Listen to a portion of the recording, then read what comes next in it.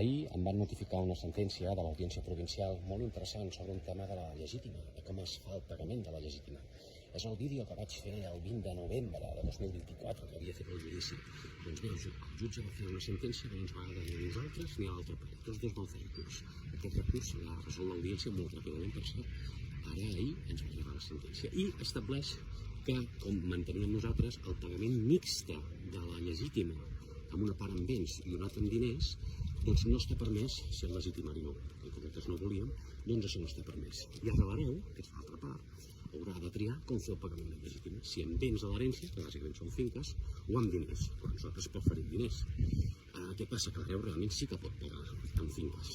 Quin problema tindrà? Que les finques que hi ha a l'herència, perquè les finques de l'herència, no cobreixen la legítima. No cobreixen la legítima. N'hi ha una finca que sí que val molts calés, però clar, val tants calés que no té sentit pagar la legítima amb aquesta finca. Per tant, haurà d'acabar pagant amb calés sí o sí.